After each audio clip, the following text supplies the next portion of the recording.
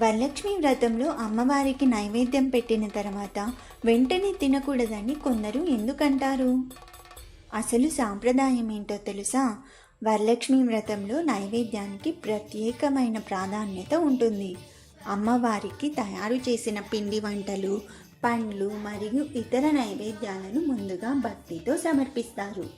నైవేద్యం సమర్పించిన తర్వాత పూజా విధానం పూర్తయ్యే వరకు దానిని ప్రసాదంగా స్వీకరించకుండా ఉంచడం అనేక కుటుంబాల్లో కనిపించే సాంప్రదాయం. పూజ హారతి పూర్తయ్యాక అమ్మవారికి సమర్పించిన నైవేద్యాన్ని ప్రసాదంగా కుటుంబ సభ్యులతో పంచుకుంటారు. ఇక్కడ ముఖ్యమైన విషయం ఏమిటంటే నైవేద్యం ఏం చేయాలి, ఎప్పుడు స్వీకరించాలి అనే విషయాల్లో కుటుంబం మరియు ప్రాంతీయ ఆచారాలు మారవచ్చు. మీ ఇంట్లో వరలక్ష్మి వ్రతం నైవేద్యంగా ఏ పిండి వంటలు చేస్తారు? కామెంట్లో చెప్పండి. శ్రీ వరలక్ష్మీ దేవికి జై.